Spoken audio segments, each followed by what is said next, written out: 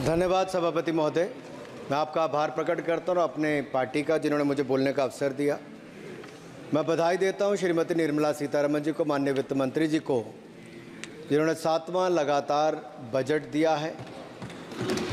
ये केवल केंद्रीय बजट नहीं, ये जन भावनाओं का बजट है, इसलिए मैं उनको बहुत बहुत इसके लिए बधाई देता हूँ। अगर आप बजट की ओर देखेंगे, इसकी भूरी भूरी प्रशंसा सब तरफ से हुई, लेकिन एक नेता ने यहाँ खड़े होकर जिस तरह से पहले कटाक्ष किया कमल पर, ना जाने कमल से उनको क्या विरोध है, लेकिन कमल के लिए, कमल का अगर शब्द का प्रयोग राजीव नाम के लिए भी किया जाता है, कमल के फूल को अगर राजीव कहेंगे तो वो भी है, लेकिन कहीं ना कहीं कमल को बुरा दिखाने का प्रयास किया गया। अरे भाई, ये बात सही है कि हमारा चुनाव चिन्ह कमल का फूल है और जनता ने तीसरी बार लगातार हमें सत्ता में बिठाने का काम किया है, लेकिन केवल एक कमल का फूल नहीं, इन्होंने अपमानित कुछ और करने का काम भी किया और मैं उसका थोड़ा उल्लेख यहाँ पर जरूर करना चाहता हूँ। ये कमल, इससे जुड़ा हुआ नाम राजीव भी है और राजीव आप जानते हैं किसका नाम है, आप सब जानते ही हैं, तो क्या उनको भी बुरा समझते? क्योंकि इन्होंने कहा, इन्होंने राजीव को हिंसा के साथ जोड़ने की बात कही, कमल को हिंसा के साथ जोड़ने की बात कही, लेकिन मैं कहना चाहता हूं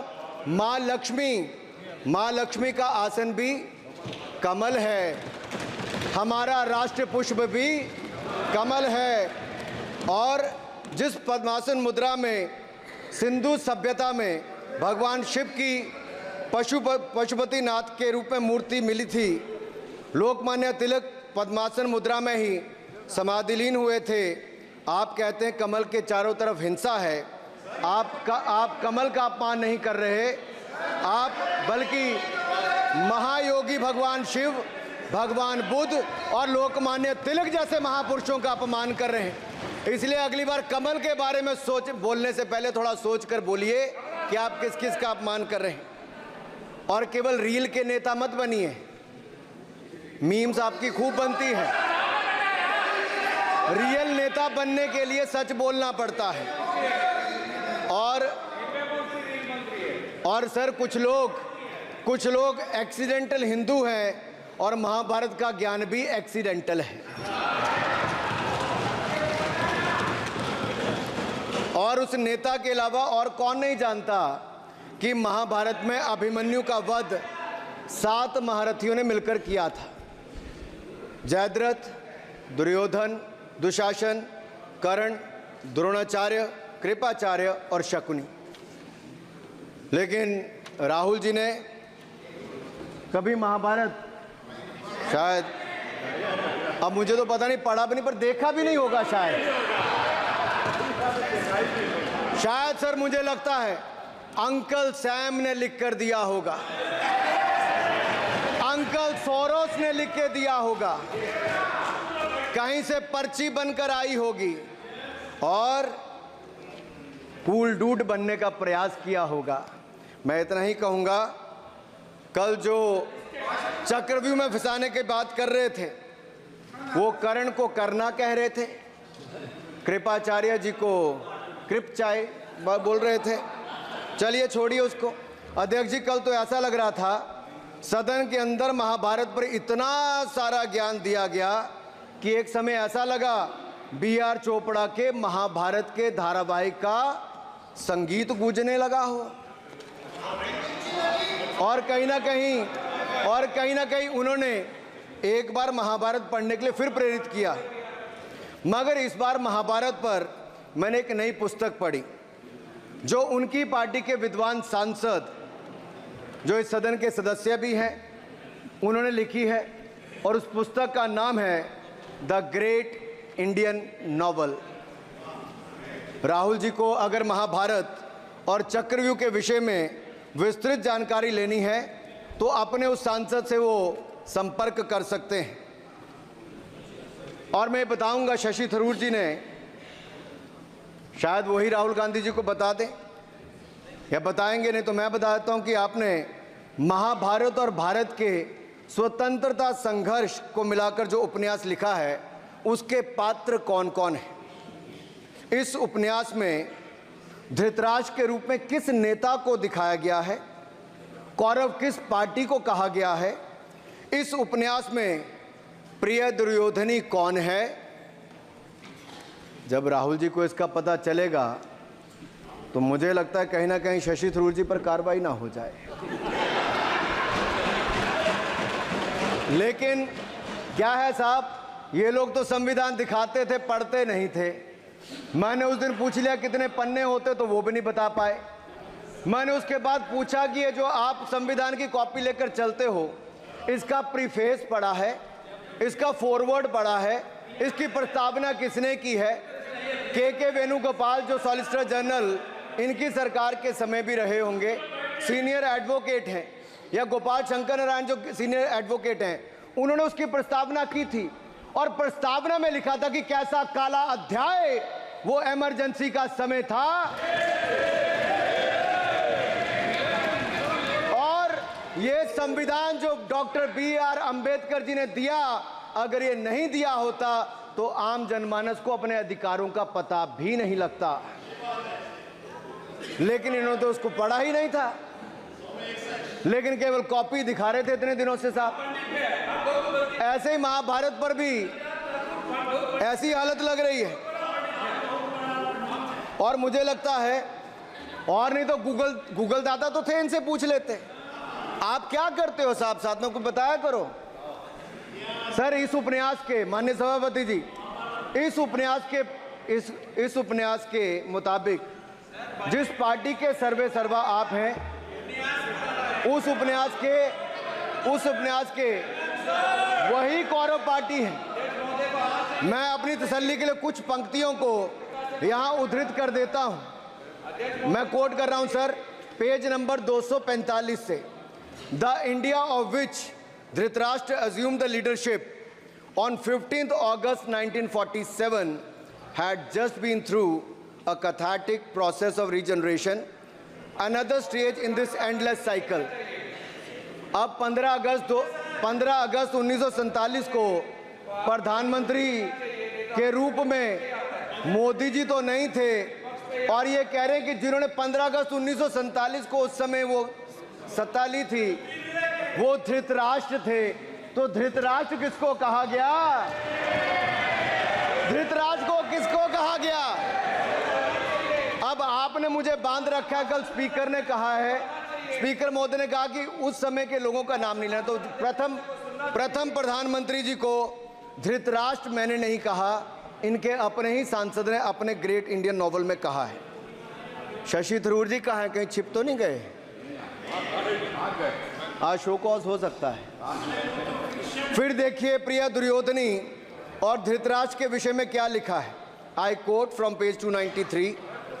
इन Delhi, blind Dhritarashtra ruled with Priya Duryodhani by his side, and he pledged the nation not so much to the gas and hot water of his Fabian preceptors, but to smoke and steam of the modern industrial revolution their ancestors had denied this country. Sir, ये सबको पता है कि इस देश के एकमात्र Fabian Samajwadi कौन थे, और ये फैबियन समाजवादी कौन थे उसके बारे में किसी और ने नहीं, आपके ही सांसद ने लिखा है। अरे वाह, इसमें तो आगे इमरजेंसी की चर्चा भी है, और जिसे इंदिरा गांधी जी ने थोपा था। और इमरजेंसी का उपयोग किया है। Saugata dada, you are not Shashi Tharoor, please. ये देश इनकी यातनाओं का सर भुगत भोगी रहा इमरजेंसी के समय, और वो काला खंड, वो काला अध्याय वो देश कभी भूल नहीं पाएगा, जिसने देश के लोगों को कठिन शब्द इमरजेंसी के बारे में भी बताया। सर, तो हम चर्चा कर रहे थे द ग्रेट इंडियन नॉवल के अध्याय 7th बुक की, जिसमें प्रिय दुर्योधनी और उनके प्रिय पात्र शकुनी शंकर डे देश में आपातकाल लगाने की योजना बना रहे थे। सर, मैं पढ़ता हूं कि शकुनी ने क्या कहा। I quote, what you could do now is to declare an internal siege, a grave threat to the stability and security of the nation from internal disruption। जिस बुक को आप कोट कर रहे हैं उस बुक को आप सबमिट कर दीजिए। मैं कर दूंगा साहब, एक कॉपी आपको भी भिजवा दूंगा साहब, एक टेबल पे भी रख दूंगा। So what you could do now is to declare an internal seize, a grave threat to the stability and security of the nation from internal disruption. No one has ever defined the permissible procedures under an internal seize, which leaves it to more or less up to us to define them, Shakuni added. And the next, sir, from page 366, I quote, not to mention censorship of the press. Press hai? Not to mention censorship of the press, which is nowhere explicitly ruled out in the Constitution. Suspension of certain fundamental rights, free speech, assembly, and that sort of things, and measures to put up the judiciary in their place, said Shakuni. Sir, ये किसी और ने नहीं, और मैं कहना चाहता हूं सर, माननीय अनुराग जी, एक किताब गौरव जी को भी भिजवा दीजिएगा। मैं खरीदेंगे सर, मैं कॉपी गौरव जी को भिजवा दूंगा सर। सर, इसमें जिनकी मैं बात कर रहा हूं वो हमारे उस समय की प्रधानमंत्री थी जिन्होंने इमरजेंसी लगाई थी। एक नेता की स्वर्गीय दादी जी भी हैं, और मैं उनके नाम के आगे प्रियदर्शिनी भी लिखा जाता था, और उन्होंने इमरजेंसी लगाई थी। लेकिन माननीय सभापति जी, मैं कहना चाहता हूं, दुशासन और दुर्योधन दोनों बहुत ही दुष्ट और बदमाश हो सकते थे, लेकिन उन्होंने भी कभी इमरजेंसी नहीं लगाई थी। दुशासन और दुर्योधन दुष्ट भी हो सकते हैं, दुश्मन भी हो सकते हैं, बदमाश भी हो सकते हैं, लेकिन उन्होंने भी इमरजेंसी नहीं लगाई थी। सर, पूरे उपन्यास में 74 बार कौरव और कौरव पार्टी की चर्चा हुई, हर एक में कांग्रेस का चरित्र झलकता है। राहुल जी सदन में हजारों साल पूर्व हुए महाभारत की कहानी सुना रहे थे, मगर उनकी अपनी पार्टी के पढ़े लिखे एक विद्वान पूर्व मंत्री और सांसद आज के महाभारत की कहानी लिखते हुए बताते हैं कि कौन कौरव था, कौन शकुनी था, कौन धृतराष्ट्र था, कौन दुशासन था, कौन दुर्योधन था, कौन कर्ण था। जरूर पढ़िएगा, सबके किरदार उसी में मिलने वाले हैं। और शायद जिस समय शशि थरूर जी लिख रहे थे, उस समय आपका टैलेंट इनको पता नहीं था, नहीं तो 100 पन्ने तो आप पे ही लिख देते साहब। आप चाहते कार्रवाई हो जाए। माननीय सभापति जी,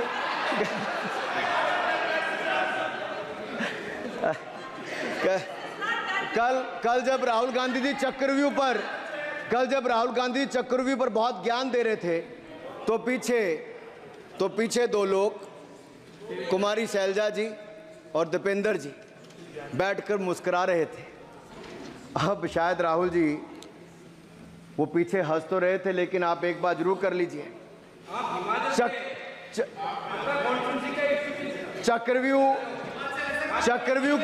चक्रव्यूह के परिप्रेक्ष्य में इन दोनों से बेहतर कौन बता सकता है हरियाणा के चुनाव आने वाले हैं।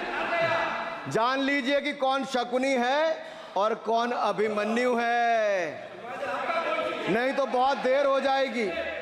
आपको एक और सुझाव है, और मैं इतना जरूर कहूंगा, आपने तो कई सारे चक्रव्यूह बनाने का काम किया सर, और जब उस समय किशोर अभिमन्यु पर कौरवों ने युद्ध नीति के विपरीत जाकर प्रहार किया था, तो मैं कुछ कहना चाहता हूं।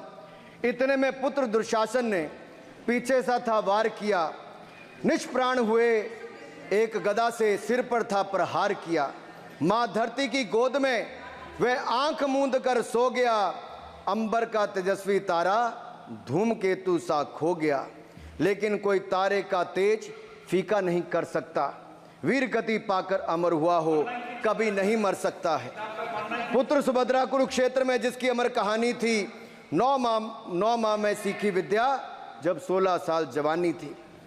अब उस अभिमन्यु को, जिसने सारे चक्रव्यूह को तोड़ने का काम किया, मैं इतना ही कहूंगा, चक्रव्यूह का प्रसंग छेड़कर आपने अच्छा किया।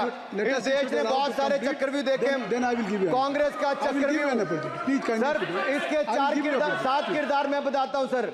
पहला कांग्रेस, दूसरा पंडित नेहरू, सर नाम लेने के लिए मना किया, मैं दूसरी तरह से बोलता हूं।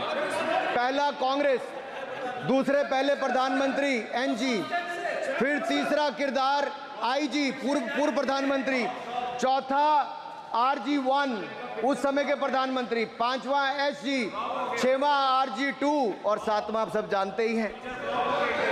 आप समझदार हैं, समझ गए होंगे। सर पहले चक्रव्यूह ने देश को विभाजन कराया, पहले चक्रव्यूह ने देश का विभाजन करवाया, और दूसरे जो एनजी उन्होंने देश को कश्मीर की समस्या दी और चीनियों को भारत की भूमि सौगात में दी, चीनियों को भारत भूमि सौगात में दी। सर तीसरे चक्रव्यूह आईजी ने, पूर्व प्रधानमंत्री आईजी ने देश को आपातकाल दी, इमरजेंसी दी और पंजाब में अशांति दी। चौथे जो आरजी1 है, आरजी1 ने बोफोर दिया और सिखों का निस्सहार किया। पांचवे जो ऐसी हैं उन्होंने सनातन धर्म परंपरा के प्रति नफरत का नैरेटिव बनाया, 12 लाख के करोड़ के घोटालों को संरक्षण प्रदान किया, देश की आर्थिक अर्थव्यवस्था को भंवर जाल में फंसाया। और छठे ठहरे आप, जिन्होंने पिछले 15 सालों में देश की राजनीति, संसदीय परंपरा और संस्कृति को इतना नुकसान पहुंचाया जितने कि ये बाकी 6 मिलकर चक्रव्यूह एक साथ मिलकर भी नहीं कर पाए। और रही 7वीं, उनका मैं नाम नहीं लूंगा, मैं इतना ही कहूंगा सभापति जी, 7 चक्रव्यूह ने मिलकर देश को गरीबी, भूखमरी, आतंकवाद, कट्टरवाद जैसे अनगिनत दुष्चक्रों में फंसा दिया था। देश को हमने इन आपके दुष्चक्रों से बचाया है, आजाद कराया और माननीय प्रधानमंत्री मोदी जी के नेतृत्व में विकास रथ को आगे बढ़ाया। आज दुनिया में भारत को 5वीं बड़ी अर्थव्यवस्था बनाया। आप जिस अभिमन्यु को घेरने की कोशिश पिछले 22 सालों से कर रहे हैं, गुजरात से लेकर दिल्ली तक, आपके योद्धा और आपकी सरकारें निपट गई, लेकिन आप उनको घेर पाए क्योंकि वो जनता के दिलों में बसे हैं। आज यहाँ 293 अभिमन्यु बैठे हैं, भले ही आपके पास करण जैसे धुरंधर हो, शकुनी जैसे कुटिल रणनीतिकार हो, धर्म हमारे साथ है, धर्म हमारे साथ है। भले ही आपके पास नारायणी सेना हो, लेकिन स्वयं भगवान कृष्ण हमारे साथ है, स्वयं भगवान कृष्ण हमारे साथ है।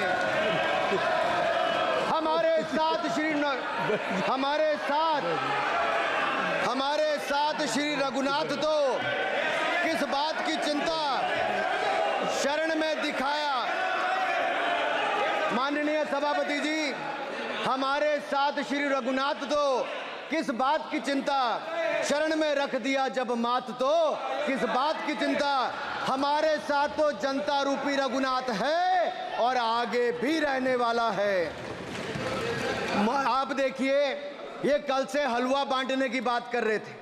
अध्यक्ष महोदय, झूठ के पैर नहीं होते, ये झूठ अक्सर कांग्रेसियों के कंधे पर सवार होकर सैर करते हैं, जैसे मदारी के कंधे। सर इसको देख लीजिए। माननीय सभापति जी, झूठ सब के बजाय आप असत्य कहें। झूठ असंसदीय है, उसको हम कार्रवाई का हिस्सा नहीं लेंगे। असत्य कहें। माननीय सभापति जी, I have already given ruling, mister Venugopal ji, I have given ruling please. माननीय सभापति, असत्य के पैर नहीं होते, असत्य के पैर नहीं होते, और ये असत्य अक्सर कांग्रेसियों के कंधे पर सवार होकर सैर करता है। जैसे मदारी के कंधे पर बंदर होता है, वैसे ही राहुल जी के कंधे पर झूठ का बंडल होता है। जैसे मदारी के कंधे पर बंदर होता है, वैसे ही राहुल जी के कंधे पर झूठ का बंडल होता है, जिसे वो रोज यहाँ परोसते हैं। ये बजट पर, सदन पर।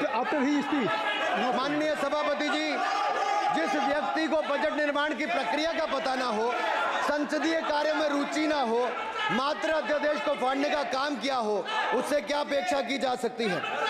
मैं पूछना चाहता हूँ, हलवा किसको मिला? मैं पूछता हूँ, हलवा किसको मिला? राहुल जी बताइए, हलवे की बात की थी।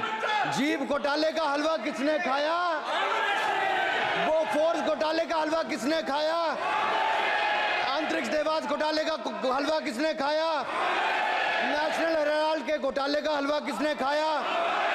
सबमरीन घोटाले का हलवा किसने खाया? अगस्ता वेस्टलैंड घोटाले का हलवा किसने खाया? 2G स्कैम हलवा किसने खाया? कॉमनवेल्थ स्कैम का हलवा किसने खाया? कोयला घोटाले का हलवा किसने खाया? वाल्मीकि योजना घोटाले का हलवा किसने खाया? चारा घोटाले का हलवा किसने खाया? यूरिया स्कैम का हलवा किसने खाया? राहुल जी, हलवा मीठा था या फीका?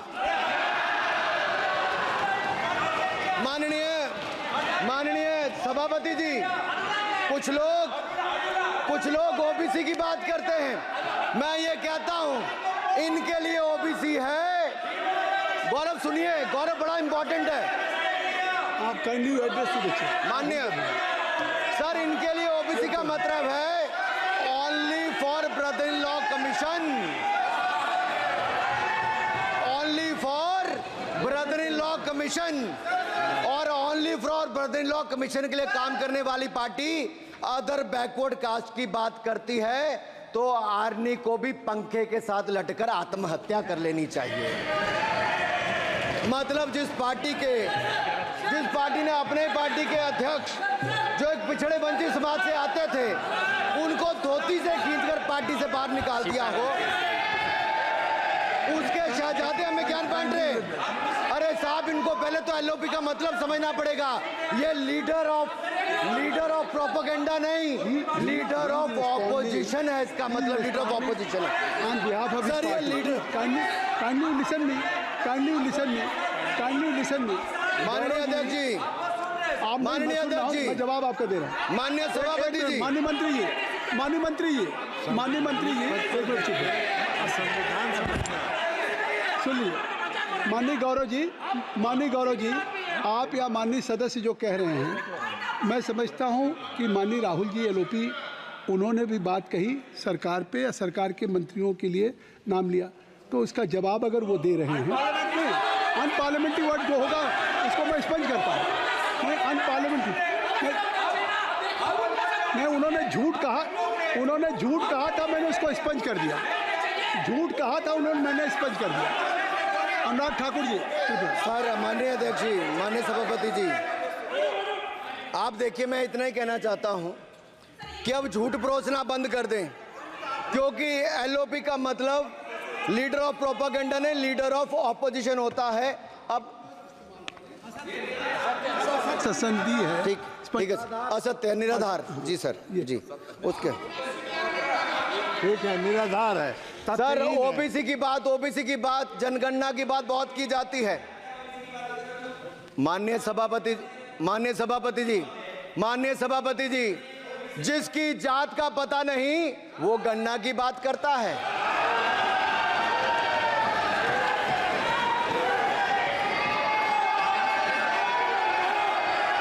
जिसकी जात का पता नहीं वो गणना की बात करता है।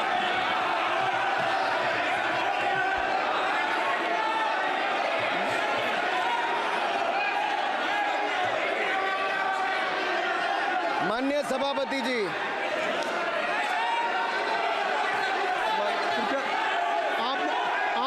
आपने जो आप बैठ जाए। माननीय अखिलेश जी, आपने जो बात उठाई है मैं उसको दिखवा लूँगा। मैं आपकी बात को ले रहा हूँ। उन्होंने जो बात कही है, आप जो विरोध कर रहे हैं, मैं उसको दिखवा लूँगा। आपने जो बात कही उसको मैं दिखवा लूँगा। अनुराग जी, माननीय सभापति जी, कृपया आप लोग बैठ जाएं। आप बैठ जाएं।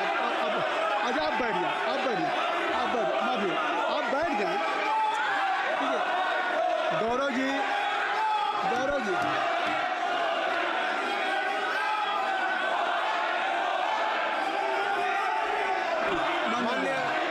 माननीय सभापति जी, मैं आपको याद कराना चाहता हूँ, इसी सदन में एक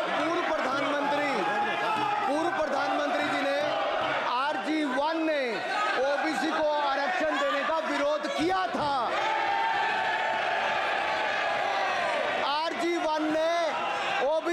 आरक्षण देने का विरोध किया था। एक मिनट माननीय मंत्री जी, एक मिनट। लीडर ऑफ अपोजिशन बोलना चाहते हैं, आप लोग बैठ जाएं। माननीय मंत्री जी की स्पीच, माननीय अनुराग जी की स्पीच खत्म हो जाए। बैठे बैठे बैठे आप लोग बैठ जाएं। मैं आपसे उन्होंने मुझे इंसल्ट किया, मुझे बोलने दीजिए। उनकी बात खत्म हो जाए। उन्होंने इंसल्ट किया मुझे। उसके बाद मैं आपको अवसर दूंगा। नहीं सर, नहीं, उनके बाद अवसर दूंगा, आपको अवसर दूंगा। बैठ जाए, आप बैठ जाए, अवसर दूंगा। उनकी स्पीच खत्म हो जाए। प्लीज आप बैठ जाओ। अनुराग जी, कल किस को इंसल्ट कर रहे थे? आपको अवसर दूंगा, आपको अवसर दूंगा। अच्छा, एक मिनट बैठ जाए, आप बैठ जाए। सर मैं क्लैरिटी कर दूं। सर मैंने कहा एक मिनट बैठ जाए। आप एक मिनट बैठ जाए। आप सब लोग बैठ जाए। अच्छा, आप सब लोग बैठ जाए। चल, अब लीडर ऑफ अपोजिशन को मैं बुला रहा हूँ। अब ये पर is it fair if I am allowed to your leader of opposition, is it fair? मैं फिर मैं उनको बुला लूँगा। नहीं तो मैं आपको बुला रहा हूँ, तो पहले बैठ जाएं। पहले लोग बैठ जाएं। पहले बैठाइए सर। सब लोग बैठ जाएं। पहले सब लोग बैठ जाएं, तब मैं आपको अलाउ करूँ। सब बैठ जाए, मैं आपको अलाउ करूँ। मैं आपको अलाउ करूँगा, सब बैठ जाएं। मैं अलाउ करूँगा। आप मेरी बात सुन नहीं पा रहे। मैं आपको अलाउ करूँगा, पहले सब बैठ जाए। हाउस इन ऑर्डर होगा। गौरव जी, आप भी बैठ जाएं। मैं लीडर ऑफ अपोजिशन को अलाउ कर दे रहा हूँ। अगर आप ये कह रहे हैं कि हमें इंसल्ट किया गया, मैं बिल्कुल आपको अलाउ कर रहा हूँ। सर दीजिए, सर बोलने दीजिए। सर मैं आपको बोलने दीजिए। सर ऐसा नहीं सर बोलने दीजिए। सर मैं आपका नाम तो लूँ। राहुल गांधी जी।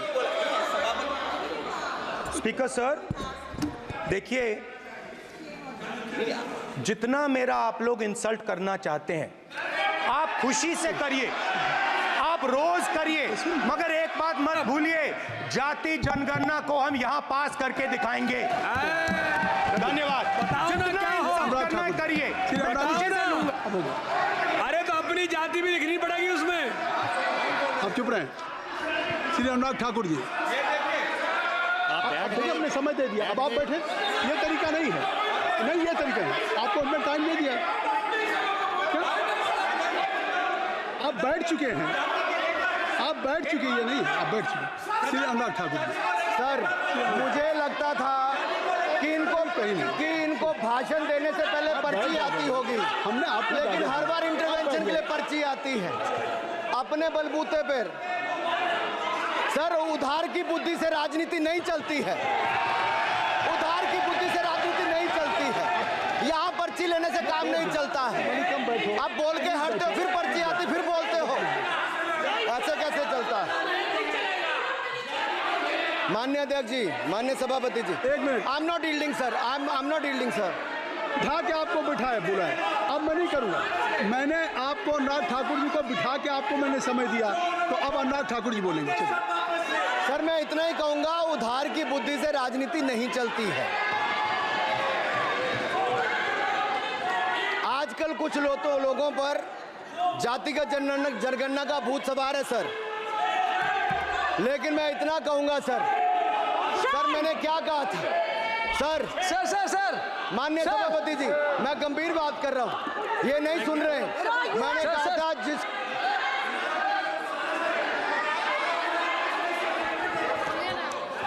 ठाकुर टैगोर प्लीज। माननीय सभापति जी, I have already given an opportunity to Rahul Gandhi ji. Rahul Gandhi ji अपनी he has express his feeling, जो उनको था। नहीं, आप दल से बाहर आ जाए, कृपया आप दल से आ जाएं। फिर मैं उनको फिर समय दे दूंगा। जी सर मैंने कहा था कि जिसको जात का पता नहीं वो गणना की बात करता है। मैंने नाम किसी का नहीं लिया था सर, नाम तो किसी का नहीं लिया था, नाम किसी का नहीं लिया था, लेकिन जवाब देने कौन खड़े हो गए? सर मैं कहना चाहता हूं माननीय सभापति जी, अगर आप देखेंगे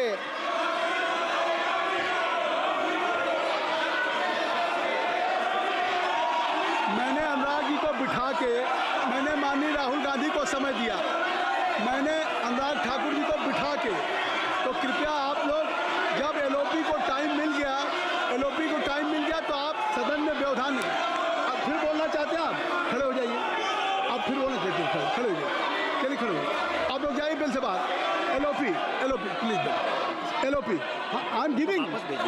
तो बिल से तो जाइए। सर स्पीकर सर, अगर मैं आपके एलओपी को टाइम दे रहा हूं तो आप ये क्या मतलब? माफी मांगे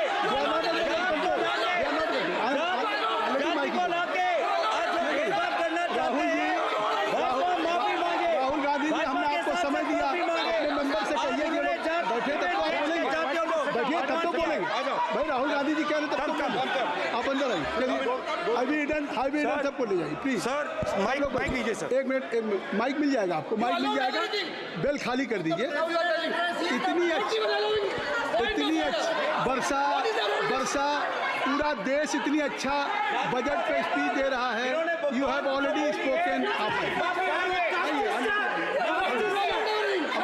राहुल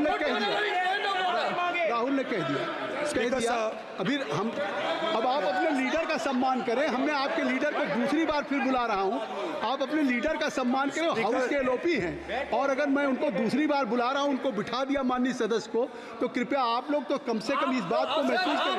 मिस्टर केसी मैं please don't be mister Rahul Gandhi आप लोग बैठिए। राहुल स्पीकर सर, बोलने का मन क्या था? स्पीकर सर, सर माइक नहीं सर, माइक यहाँ से नहीं जाती। स्पीकर सर, मैं नाम जो ले भी लूँगा, माइक आ जाएगा। स्पीकर सर, जो भी इस देश में दलितों की, आदिवासियों की, पिछड़ों की बात उठाता है, जो भी उनके लिए लड़ता है, उसको गाली खाना ही पड़ता है। और मैं ये सब गालियां खुशी से खाऊंगा, क्योंकि महाभारत की बात हुई तो महाभारत में अर्जुन को सिर्फ मच्छी की आंख दिख रही थी, उसी प्रकार मुझे सिर्फ मच्छी की आंख दिख रही है। जाति जनगणना हम करा के दिखाएंगे। खत्म। आपको जितनी गाली देनी है आप दीजिए, हम खुशी से लेंगे। धन्यवाद। गौरव, धन्यवाद। श्री अनुराग ठाकुर जी। गौरव जी, नहीं गौरव जी, आप देखिए। गौरव जी, आपको हमें समय दीजिए। खत्म हो जाएगा सर। श्री राहुल गांधी, खत्म हो जाएगा सर। श्री राहुल गांधी प्लीज राहुल गांधी जी, ये तय कर ली। मुझे जब आप चाह रहे हैं मैं आपको बोलने का अवसर दे रहा हूं। हाँ सर, तो कम से कम गौरव जी आपके बोलने के बाद ऐसी परिस्थिति न क्रिएट करें कि स्पीकर सर, सदन को चलाने की जिम्मेदारी जितनी सत्ता पक्ष की है उतनी प्रतिपक्ष भी है। अनुराग ठाकुर जी ने मुझ पर गाली दी है। नहीं, कोई बात मुझे सर बोलने दीजिए सर। मुझे उनको बोले सर अनुराग ठाकुर जी ने मुझे इंसल्ट किया है, मगर मैं अनुराग ठाकुर जी से कोई माफी नहीं चाहता हूं। मुझे कोई माफी की जरूरत नहीं है। मैं लड़ाई लड़ रहा हूं। जितनी आपको गाली देनी है मैं आपसे कभी माफी नहीं मांगूंगा। मुझे आपकी माफी नहीं चाहिए। राहुल गांधी जी, मैं चेयर पे हूँ और चेयर का काम है कि अगर कहीं भी कोई असंसदीय या किसी को गाली दी गई तो मैं उसको देखूंगा, मैं उसको कार्रवाई निकालूंगा। मिस्टर के उसको निकलवाऊंगा। ठीक है, आप नहीं कर रहे हैं, लेकिन अगर दी है तो मैं उसको कार्रवाई का हिस्सा दिखवा के उसको स्पंज करूंगा। ठीक, आपने कर दिया। सुन रहा हूँ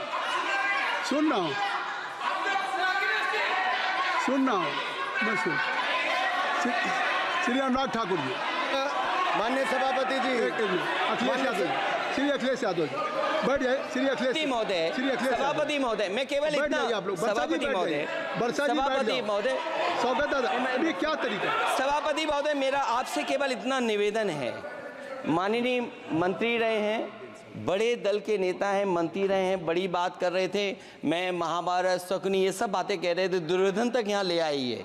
मैं केवल सभापति महोदय इनसे ये पूछना चाहता हूँ, आपने जाति कैसे पूछ ली है बताइए बस। आप जाति कैसे पूछ सकते हैं? आप बताएं, जाति कैसे पूछ सकते हैं? आप पूछ के दिखाओ जाति। तुम आप जाति कैसे पूछोगे? तुम कैसे पूछोगे जाति?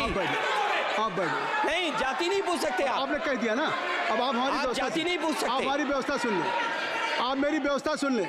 कोई इस सदन में किसी की जाति नहीं पूछेगा। अनुराग ठाकुर जी, मैंने उसको स्पष्ट कर दिया। नहीं, श्री अनुराग ठाकुर जी, माननीय सभापति जी, बात आई। माननीय सभापति जी, उस समय के प्रधानमंत्री स्वर्गीय आरजी वान जी ने यही कहा था कि ओबीसी के आरक्षण का विरोध करता हूं। ये तो सदन में है। आरजी वान ने कहा था कि मैं ओबीसी को आरक्षण का विरोध करता हूं। अब ये तय करें कि वो सही थे या ये सही हैं, और आपकी पार्टी गलत थी कि आप गलत हैं, और वो पिछड़ा विरोधी थे कि आप पिछड़े के पक्ष में हो। और उस समय की पूर्व प्रधानमंत्री आईजी ने कहा था कि जात पर ना पात पर। अभी मैंने तो कहा नहीं सर, उस समय कहा गया था। और इसी तरह से ही कृपया अपना भाषण संक्षिप्त सर, करें। मंडल आयोग की रिपोर्ट हो, काका कालेलकर की रिपोर्ट हो, इस पर कौन वर्षों तक बैठा रहा सर? जवाब देना होगा इनको, कौन देगा जवाब? अगर उस समय उसको लागू कर दिया होता तो आज ओबीसी के अधिकारी भी ज्यादा होते, बाकी भी होते। और यही नहीं सही, इन्होंने दलित के साथ, आदिवासी के साथ, ओबीसी के साथ विरोध किया। ओबीसी कमीशन को तो संवैधानिक दर्जा भी नहीं दिया। अगर संवैधानिक दर्जा दिया तो मोदी सरकार ने आकर दिया है माननीय जी। और मैं इस सदन के लिए पढ़ देता हूं सर। नेहरू जी ने 1961 में आरक्षण के विरुद्ध में लिखा था, I quote, I react strongly against anything which leads to inefficiency and second rate standards. I want my country to be a first class country in everything. The moment we encourage the second rate, we are lost. I unquote. ये किसने कहा? देश के पहले प्रधानमंत्री ने कहा। आप उससे सहमत हो कि नहीं सहमत हो बताइए? माफी मांगोगे उसके लिए कि नहीं मांगोगे? कृपया चेयर को आप एड्रेस करें। आप चेयर को एड्रेस करें अनुराग जी। सर मैं इतना ही कहूंगा और समाप्त करें। लहजे में बदजुबानी, चेहरे पर नकाब लिए फिरते हैं वो, जिनके खुद के बही खाते बिगड़े हैं, वो हमारे हिसाब लिए चलते हैं। बहुत बहुत धन्यवाद। नहीं सर, मेरे एक मिनट सर, मैं एक बात क्लियर कर दूं सर। मैंने किसी का नाम लेकर नहीं कहा, लेकिन कोई अपने आप क्यों खड़ा हुआ? मैंने किसी का नाम नहीं लिया था। आप रिकॉर्ड चेक कीजिए सर, आप रिकॉर्ड चेक कीजिए। और सर ये सारी बातें अगर आप देखेंगे, सबका साथ सबका, मैं रिकॉर्ड दिखवा लूंगा। आप दिखाइए सर। सबका साथ सबका विकास हमने किया सर। अगर अल्पसंख्यक के रूप में अगर किसी को राष्ट्रपति बनाया गया तो कलाम साहब को अटल बिहारी वाजपेयी जी की सरकार में बनाया गया। रामनाथ कोविंद जी को एससी समाज से आते थे, राष्ट्रपति बनाया गया तो मोदी जी की पहली सरकार में बनाया गया। एक महिला ट्राइबल को अपनी क्षमता के आधार पर अगर देश का राष्ट्रपति बनाया गया तो द्रौपदी मुर्मू को हमारी सरकार को। अगर ओबीसी प्रधानमंत्री है तो आज माननीय प्रधानमंत्री मोदी जी। आज सबसे ज्यादा मंत्री एससी एसटी ओबीसी है तो हमारी सरकार में सर मैं इतना ही कहूंगा। समाप्त करें सर। मैं 2 मिनट में खत्म। Sir 2 minute sir. MSP sir, ये एमएसपी की बात कर रहे थे सर। एमएसपी कौन लाया? एमएसपी सर 61 के युग में, उस समय के पहले प्रधानमंत्री जी ने लाए, लेकिन इन्होंने उसको गारंटी क्यों नहीं दिया भाई? 61 के बाद 66 में आप लाए। आप इतने सालों तक क्या करते रहे? क्यों नहीं आपने प्रावधान उसका किया? सर दूसरा मैं कहना चाहता हूं, कर्नाटक में 1200 किसानों की आत्महत्या होगी। 1200 किसानों ने गए आप मिलने के लिए। कितने एससी एसटी ओबीसी थे? कितने एससी एसटी ओबीसी थे? सर वहां के ओबीसी का पैसा, एससी एसटी का पैसा, उनका बजट 34% कर्नाटक में खत्म करके अलग कर दिया गया। पूछा आपने क्या उनसे? कॉल किया। और सर यही नहीं, मैं पूछता हूं सर मैं पूछता हूं इनमें से सर। अब आप संक्षिप्त समाप्त करें। आप समाप्त सर एक मैं कहना चाहता हूं सर आप देखिए ओबीसी के लिए आज ओबीसी का कोटा खत्म करके अगर मुसलमान को आरक्षण देने की बात कोई करता है तो आपकी आंध्र कर्नाटक आपके कहने पर वो लोग करने की बात करते हैं। आप यहाँ पे ओबीसी की बात करते हो सर। माननीय सभापति जी, मैं एक बात और कहना चाहता हूँ यहाँ पर। एक बात सर, अग्निवीर की बात कही गई और अखिलेश यादव जी ने मेरा नाम लेके कहा। सर मैं हिमाचल प्रदेश से आता हूँ, बहुत छोटा राज्य, 70 लाख की आबादी है सर।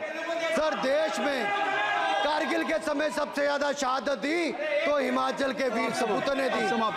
4 परमवीर चक्र विजेता हुए, 2 हमारे यहाँ से हुए।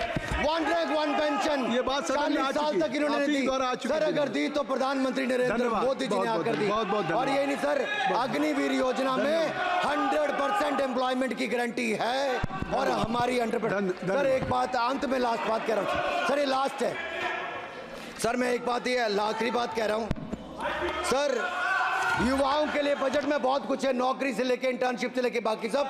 मैं निर्मला जी को और प्रधानमंत्री जी को बहुत बहुत उसके लिए बधाई देता हूं सर। स्पेस सेक्टर के लिए 1000 रुपये वेंचर कैपिटल फंड भी दिया गया सर। जिस देश में स्पेस के नाम पर शायद बहुत कम कुछ दिखता था, आज चंद्रयान मिशन की सफलता के कारण दुनिया का पहला देश भारत बना है सर। यही नहीं सर, इनके समय हेमराज का गला रेत कर ले गए थे, वापस नहीं लाए थे। हमने सर्जिकल स्ट्राइक करके अपनी सेना को मजबूत किया है सर। डॉक्टर प्रदीप, स्टार्टअप में सर हम नंबर 1 बने सर। आखिरी लाइन है सर 30 सेकंड सर, आखिरी लाइन सर।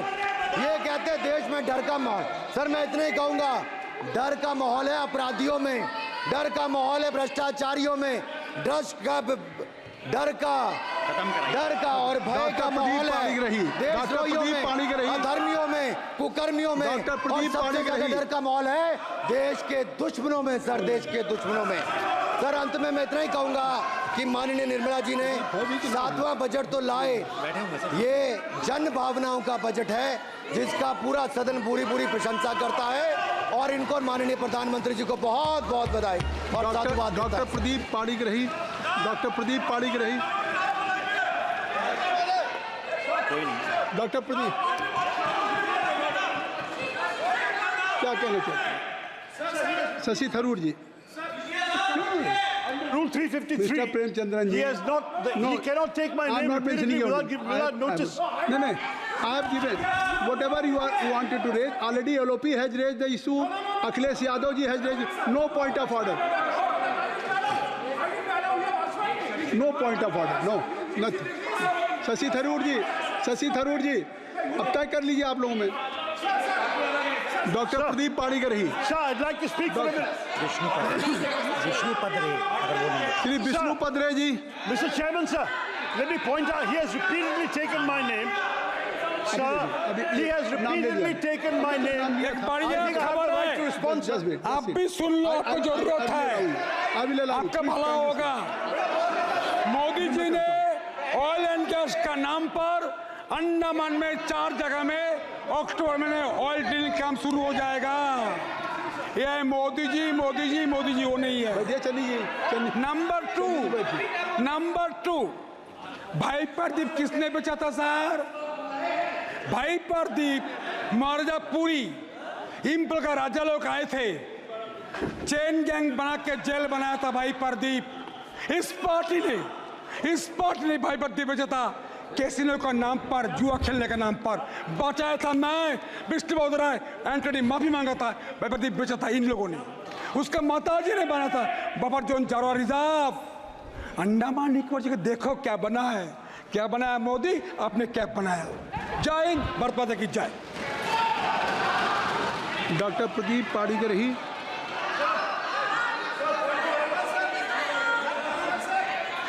सर क्या चाहिए बताइए, क्या चाहिए सर? नहीं क्या कोई नहीं पाणिग्राही नहीं है तो छोड़ दीजिए, महामंत्री को खड़ा करते हैं ना फिर। और क्या मंत्री जी को बुला लीजिए। शशि थरूर जी। लो सुन लो सर, ये 353 allegation. Sir, I just want to point out, sir, that under rule 353, the honourable member has no business taking my name repeatedly without providing notice, sir. And the notice was not given.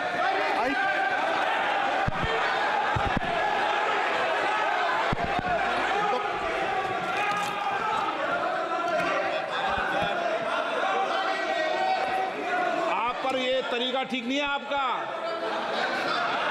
ऐसा नहीं है। बोलिए क्या point of order है, number बताइए point of order का। Point 353, sir. 353 He has दोबारा। repeatedly taken my name without notice. अब आप लोग 352 और 353 को पढ़ी लो आज। सुनो एक बार, बैठो। Sir, I have been. पढ़ लो इसको। Yes, I have the right to पढ़ाते हो respond, मुझे sir. डेली के daily. Sir, I have the right to respond. Do I not? पढ़ाओ, बोलो। The gentleman has repeatedly taken my name and quoted me. I mean, I should be grateful that he has revived a 35-year-old book of mine, which he has quoted extensively, the great Indian novel published in 1989. which is a satirical novel, which unfortunately the gentleman has missed the satire, I do want to point out, sir, that the fact is that we have recently fought the elections of 2024 and not the elections of 1989. So that's the first point, is to understand the context in which this has been written. Second, and more important, sir, I think it's important to understand that whereas many things have been said in the course of writing novels, there are also many subsequent books I have written which he could have quoted where he may be somewhat less happy with the result. And thirdly, sir, as far as there are many people on that side of the fence who have said many things far more recently against their own party, which he should remember can also be quoted back at them. So I think at this point, sir, this is not a literary discussion. I'm grateful for this, but I don't believe this is the right way to proceed in this matter. Thank you, sir. Sir अगली बार नए novel का इस्तेमाल कर लेंगे sir. सारे सदन को रोज सदन में इस किताब को उठाते हो आप, और रोज एक कानून उठाते हो 352, 353 बाइबल है। तो ये दो बाइबल के दो अंश आज मैं पढ़ के सुना देता हूँ पूरे सदन को इस बाइबल।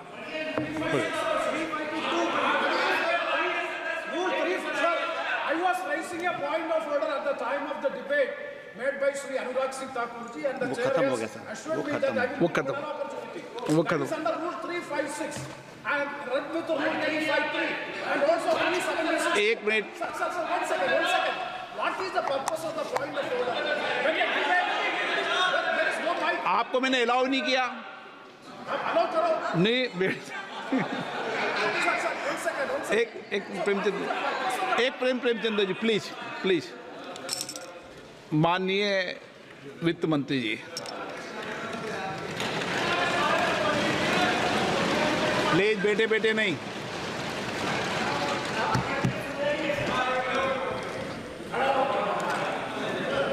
Sir, thank you.